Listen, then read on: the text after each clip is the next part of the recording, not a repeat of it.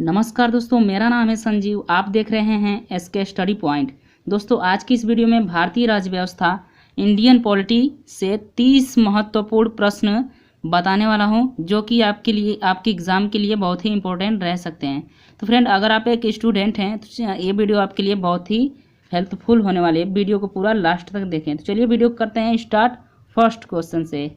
First question है हमारा, संविधान सभा का गठन कब हुआ। फर्स्ट क्वेश्चन है, संविधान सभा का गठन कब हुआ। राइट आंसर है इसका जुलाई 1946 में। संविधान सभा का गठन जुलाई 1946 में हुआ। ये क्वेश्चन आपको तैयार कर लेना है, याद कर लेना है। नेक्स्ट क्वेश्चन कर लेते हैं फ्रेंड, संविधान सभा की प्रथम बैठक कब हुई। संविधान सभा की प्रथम बैठक कब हुई। तो इसका राइट आंसर है 9 दिसंबर 1946 को। 9 दिसंबर 1946 को संविधान सभा की प्रथम बैठक हुई। नेक्स्ट क्वेश्चन कर लेते हैं दोस्तों, संविधान सभा के अस्थायी अध्यक्ष कौन थे। संविधान सभा के अस्थायी अध्यक्ष कौन थे। तो इसका राइट आंसर है ऑप्शन बी, डॉक्टर सच्चिदानंद सिन्हा। डॉक्टर सच्चिदानंद सिन्हा जी जो हैं संविधान सभा के अस्थायी अध्यक्ष थे। नेक्स्ट क्वेश्चन कर लेते हैं साहब, संविधान सभा का अस्थायी अध्यक्ष किसे चुना गया। संविधान सभा का अस्थायी अध्यक्ष किसे चुना गया। तो इसका राइट आंसर है option C, doctor Rajendra Prasad को। नेक्स्ट क्वेश्चन है, संविधान सभा के प्रारूप समिति का अध्यक्ष किसे नियुक्त किया गया। तो इसका राइट आंसर है option A, doctor Bhimrao Ambedkar ji. Doctor Bhimrao Ambedkar ji को संविधान सभा के प्रारूप समिति का अध्यक्ष नियुक्त किया गया। नेक्स्ट क्वेश्चन कर लेते हैं, भारतीय संविधान सभा के संविधान को कब अंगीकृत किया गया। भारतीय संविधान सभा के संविधान को कब अंगीकृत किया गया। तो इसका राइट आंसर है ऑप्शन डी, 26 नवंबर 1949 को। संविधान सभा के संविधान को 26 नवंबर 1949 को अंगीकृत किया गया। दोस्तों, मैं आशा करता हूं कि ये वीडियो आपको अच्छी लग रही होगी। वीडियो अच्छी लग रही हो तो वीडियो को अभी एक लाइक कर दीजिए, ठीक है। चलिए बढ़ते हैं नेक्स्ट क्वेश्चन की ओर। वर्तमान में भारतीय संविधान की अनुसूचियों की संख्या है। वर्तमान में भारतीय संविधान की अनुसूचियों की संख्या है। तो संविधान की अनुसूचियों की संख्या कितनी है दोस्तों। इसका राइट आंसर है ऑप्शन सी, 12। वर्तमान में भारतीय संविधान अनुसूची की संख्या 12 है। नेक्स्ट क्वेश्चन कर लेते हैं, भारतीय संविधान पूर्ण रूप से कब लागू हुआ। भारतीय संविधान पूर्ण रूप से कब लागू हुआ। राइट आंसर है ऑप्शन बी, 26 जनवरी 1950 को। नेक्स्ट क्वेश्चन कर लेते हैं, संविधान की कुंजी किसे कहा जाता है। संविधान की कुंजी किसे कहा जाता है। तो इसका राइट आंसर है ऑप्शन ए, संविधान की प्रस्तावना को। संविधान की प्रस्तावना को कुंजी कहा जाता है। नेक्स्ट क्वेश्चन है, शासन की संसदीय प्रणाली किस देश से ली गई है। शासन की संसदीय प्रणाली किस देश से ली गई है। राइट आंसर है ब्रिटेन से। Option D is the right answer. Next question कर लेते हैं, भारतीय संविधान में समवर्ती सूची की प्रेरणा कहाँ से ली गई है। राइट आंसर है ऑप्शन सी, ऑस्ट्रेलिया से। नेक्स्ट क्वेश्चन कर लेते हैं गाइज, भारतीय संविधान में आपात उपबंध का प्रावधान किस देश के संविधान से लिया गया है। इसका राइट आंसर है ऑप्शन ए, जर्मनी से।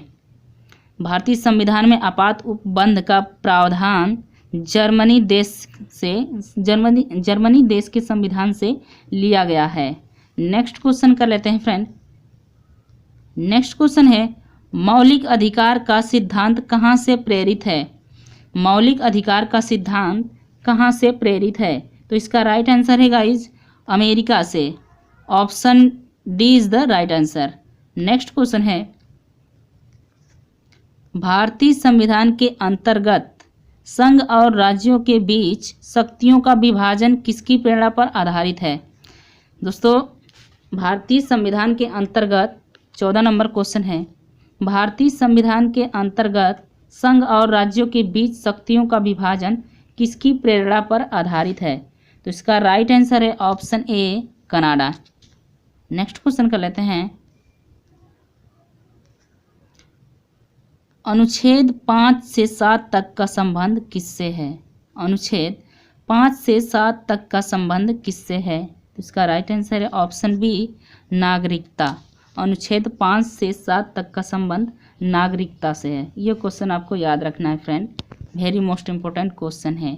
नेक्स्ट क्वेश्चन की ओर पढ़ते हैं, भारतीय संविधान किस प्रकार की नागरिकता प्रदान करता है? भारतीय संविधान किस प्रकार की नागरिकता प्रदान करता है? राइट आंसर है एकल प्रकार की नागरिकता प्रदान करता है भारतीय संविधान। नेक्स्ट क्वेश्चन कर लेते हैं गाइज, भारतीय संविधान के किस भाग में मौलिक अधिकारों का उल्लेख किया गया है? भारतीय संविधान के किस भाग में मौलिक अधिकारों का उल्लेख किया गया है? तो राइट आंसर है ऑप्शन बी, भाग 3। नेक्स्ट क्वेश्चन कर लेते हैं गाइज, अनुच्छेद 14 से अनुच्छेद 18 किस मौलिक अधिकार से संबंधित है? अनुच्छेद 14 से अनुच्छेद 18 किस मौलिक अधिकार से संबंधित है? राइट आंसर है ऑप्शन सी, समता का अधिकार। नेक्स्ट क्वेश्चन कर लेते हैं, मौलिक कर्तव्यों को किस समिति की सिफारिश पर संविधान में समाहित किया गया था? फिर से, मौलिक कर्तव्यों को किस समिति की सिफारिश पर संविधान में समाहित किया गया था? इसका राइट आंसर है ऑप्शन ए, स्वर्ण सिंह समिति। नेक्स्ट क्वेश्चन कर लेते हैं गाइज, मौलिक कर्तव्यों का उल्लेख किस अनुच्छेद में है? मौलिक कर्तव्यों का उल्लेख किस अनुच्छेद में है? राइट आंसर है ऑप्शन बी, अनुच्छेद 51A में। मौलिक कर्तव्यों का उल्लेख अनुच्छेद 51A में है। नेक्स्ट क्वेश्चन कर लेते हैं, नीति निर्देशक सिद्धांतों को संविधान के किस भाग में रखा गया है? नीति निर्देशक सिद्धांतों को संविधान के किस भाग में रखा गया है? राइट आंसर है ऑप्शन सी, भाग 4। नेक्स्ट क्वेश्चन कर लेते हैं, अनुच्छेद 36 से 51 तक संविधान में किन बातों का उल्लेख किया गया है? राइट आंसर है ऑप्शन ए, नीति निर्देशक सिद्धांतों का। अनुच्छेद 36 से 51 तक संविधान में नीति निर्देशक सिद्धांतों का उल्लेख किया गया है। नेक्स्ट क्वेश्चन है, पंचायतों के गठन का उल्लेख किस अनुच्छेद में वर्णित है? पंचायतों के गठन का उल्लेख किस अनुच्छेद में वर्णित है? राइट आंसर है ऑप्शन डी, अनुच्छेद 40। पंचायतों के गठन का उल्लेख अनुच्छेद 40 में इसका वर्णन है। ठीक है। नेक्स्ट क्वेश्चन है 24, राष्ट्रपति पद की अवधि कितने वर्षों तक की होती है? राष्ट्रपति पद की अवधि कितने वर्षों तक की होती है? इसका राइट आंसर है ऑप्शन ए, 5 वर्ष। नेक्स्ट क्वेश्चन कर लेते हैं, राष्ट्रपति पद की नियुक्ति के लिए न्यूनतम आयु सीमा क्या है? तो इसका राइट आंसर है फ्रेंड ऑप्शन सी, 35 वर्ष। नेक्स्ट क्वेश्चन कर लेते हैं, भारत के महान्यायवादी की नियुक्ति कौन करता है? भारत के महान्यायवादी की नियुक्ति कौन करता है? तो इसका राइट आंसर है ऑप्शन बी, राष्ट्रपति।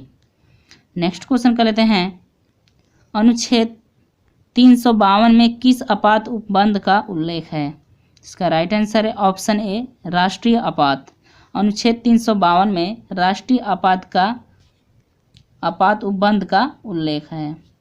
नेक्स्ट क्वेश्चन कर लेते हैं, राष्ट्रीय आपात की उद्घोषणा का आधार क्या है? राष्ट्रीय आपात की उद्घोषणा का आधार क्या है?